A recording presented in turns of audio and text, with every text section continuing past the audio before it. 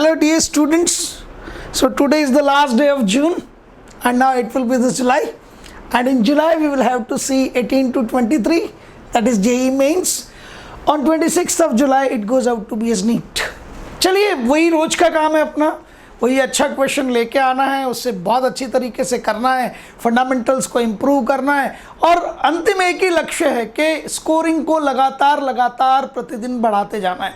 तो चलिए एक क्वेश्चन है जिसे कहते हैं it is a multi conceptual question.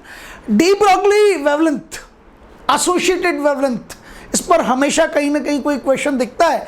Modern physics का पोर्शन है डुअल नेचर का, और इससे मैंने मिक्स किया है दैट इज़ विद इलेक्ट्रोस्टैटिक्स. हालांकि ये बहुत पुराना क्वेश्चन है लेकिन एनटीए अभ्यास ऐप में ये फिर से आया है, इसका मतलब इसने अपनी इंपॉर्टेंस नहीं खोई है. तो चलिए जल्दी से क्वेश्चन पे आ जाइए. Parallel and equidistant electric field lines. तो जब आपकी इलेक्ट्रिक फील्ड लाइंस पैरेलल और इक्विडिस्टेंट हैं, इसका ये मीनिंग है कि यूनिफॉर्म इलेक्ट्रिक फील्ड है, पहली बात. और इस यूनिफॉर्म इलेक्ट्रिक फील्ड में जब आप किसी चार्ज को पुट अप करोगे then it will feel the force. तो मैंने क्या करना है, ध्यान से समझिएगा. मैंने इस यूनिफॉर्म इलेक्ट्रिक फील्ड में एक इलेक्ट्रॉन को पुट अप करना है बट फ्रॉम रेस्ट. मैं उसे कोई इनिशियल वेलोसिटी देने वाला नहीं हूं. समझ आ गया आपको मेरी बात. तो मैंने यहां एक इलेक्ट्रॉन को रेस्ट पे रखा, time t equals to 0 and its initial velocity is 0. अब ध्यान दीजिएगा इलेक्ट्रॉन कहां जाएगा, कैसे जाएगा. Electron will feel the force and when electron will feel the force it get accelerated, and if it get accelerated तो इसकी velocity में change आएगा. ठीक है, ये velocity को इस समय क्या करेगा, accelerate होके gain करेगा. तो आपका एग्जामिनर क्या कहता है उसे समझिएगा कि ये जो आपका इलेक्ट्रॉन जिसे आपने इनिशियल वेलोसिटी पर जिसका वैल्यू 0 था पुट अप करके छोड़ दिया, is that clear. You place it and then leave it. तो ये ट्रैवल कर रहा है तो इसके पास क्या क्या चीज़ें हैं, इसके पास वेलोसिटी है, इसके पास एक्सेलरेशन है, इसके पास मोमेंटम है. और मोमेंटम है तो ये क्या चीज़ है आपके पास में, एक पार्टिकल है. Particle according to de Broglie, the great de Broglie, ठीक है, जिन्हें नोबेल मिला था, उन्होंने कहा that every particle behaves as a particle as well as a wave. और जब कोई particle as a wave behave करता है तो उस वेव की वेवलेंथ को डी ब्रॉगली वेवलेंथ कहते हैं और उस वेव को क्या कहते हैं, एसोसिएटेड वेव कहते हैं. तो मैंने बात किसकी करनी है कि मेरी जो एसोसिएटेड वेवलेंथ है with this electron, associated wavelength with this electron, with this moving electron at a time of what, at a time of t, उसका वो वेवलेंथ आपको कैलकुलेट नहीं करनी है, उस वेवलेंथ का rate of change with respect to time calculate करना है. ठीक है, समझ आ गई बात. तो मैं कुछ चीजें आपके सामने लिख देता हूं, उन्हें समझ लीजिएगा सबके सब. तो at t equals to 0 the mass of the electron is m, वो आपको नजर आ ही रहा है, वेलोसिटी इसका 0 है. और अब ये ट्रेवल करता हुआ at a time of t, its speed is v और वेलोसिटी इज v वेक्टर कर दे चाहे तो कोई प्रॉब्लम नहीं है उसमें. Just opposite to the direction of electric field line इसे ट्रेवल करना है, ये सब चीजें आप जानते हैं. तो at the time of t the momentum of the electron is p and de Broglie wavelength is lambda. Is that clear? And with respect to time, momentum is continuously changing. So as momentum changes, because of that de Broglie wavelength also changes. So I am ready to find delta lambda by delta t, or we can call it as d lambda by dt, that known to be as rate of change of de Broglie wavelength with respect to time. Rate of change of de Broglie wavelength with respect to time. That's our aim is. बहुत simple सी चीज़ है, बहुत जल्दी मैं कर देता हूँ आपके लिए. तो there is a fundamental relation, de Broglie wavelength lambda is equals to h upon p. p is the momentum of the particle and lambda is the associated de Broglie wavelength. तो aim clear हो गया कि पहले momentum निकाल लेते हैं. तो just watch, E vector is equals to nothing but electric field intensity, ये है. तो आपके इलेक्ट्रॉन पे फोर्स कितना लगेगा, the force on to the electron formula is QE, so it is going out to be is minus E and then E vector. Magnitude ले लीजिए दोनों तरफ से, तो magnitude of F vector will be equals to magnitude of minus E and then it goes out to be as E vector. तो आपके पास this is coming out to be is magnitude of E vector, it goes out to be is E into E and that goes out to be is बहुत ही मतलब बहुत ज़्यादा use होने वाला फॉर्मूला. तो the force which is working on to the electron is E into E, acceleration A equals to F by m, so it is E upon m. Velocity at the time of t, अब पहले ये check कर लीजिए, ध्यान से समझिएगा, be careful, because आपका field uniform है. इसका मीनिंग है कि E कांस्टेंट है, charge on to the electron constant है, तो आपका charge on to the electron constant, uniform electric field होने की वजह से E कांस्टेंट, तो it is a constant force. And if the force is constant, then mass of the electron is constant, then acceleration of the electron is also constant. Mean अब आप Newton's equation of motion लगा सकते हो. क्यों?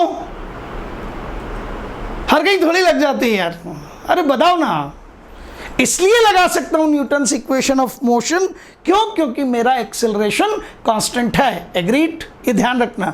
तो मैंने first Newton's equation of motion लगाया, v equals to u plus at, it is a velocity at a time of t.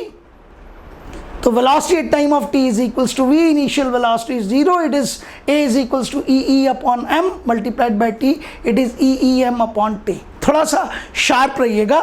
यदि मैं क्रॉस मल्टीप्लिकेशन कर दूं तो m उधर जाके mv हो जाएगा and mv is equals to what? Momentum.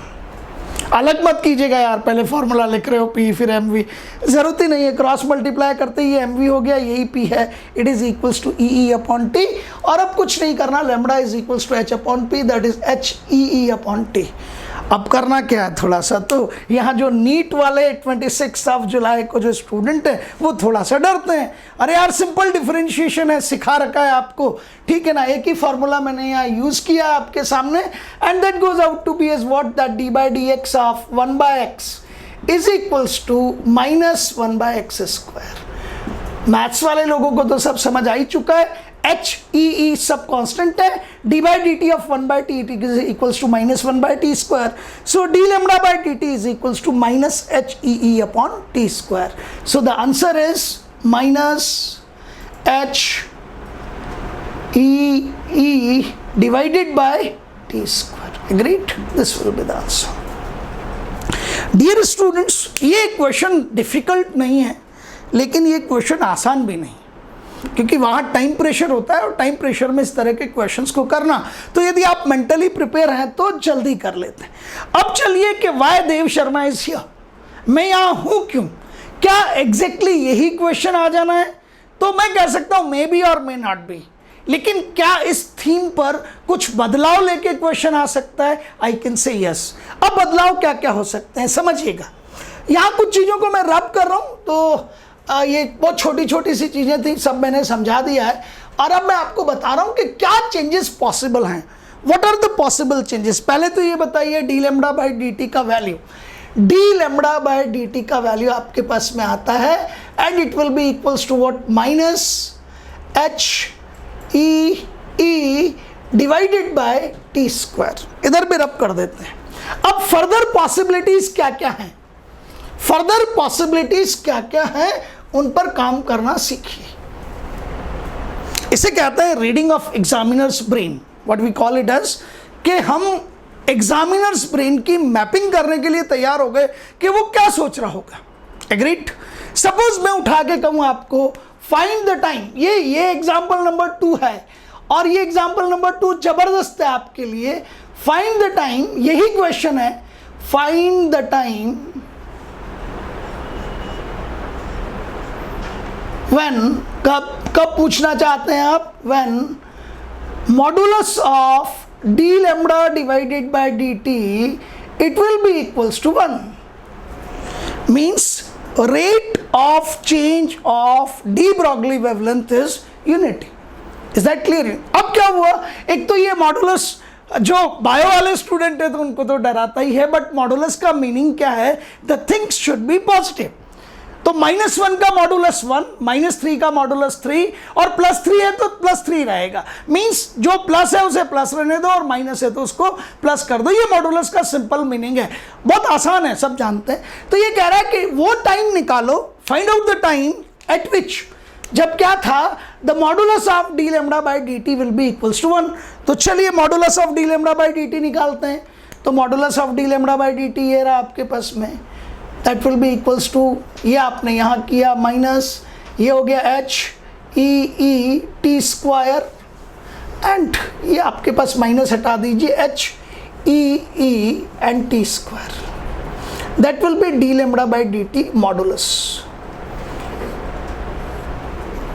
ये ध्यान रखिएगा, the charge on to the electron, उसका मैग्नीट्यूड है ऑलरेडी, पहले ही मैग्नीट्यूड रखा है हमने, ठीक है, तो उससे कंफ्यूज नहीं होना। चलिए ये किसके इक्वल है, 1, तो इसको 1 कर दो। So T square will be coming S, यहां से देखिए T square will be equals to h divided by e, so t will be equals to root of h upon e। This is next question। ये वो time है जब rate of change of de Broglie wavelength कितना हो जाएगा, 1 हो जाएगा। Agreed? आपको मेरी बात समझ आ गई? तो इसी तरीके से थॉट प्रोसेस को इंप्रूव रखिए और आगे बढ़ते रहिए, मजे करते रहिए। Goodbye, thank you.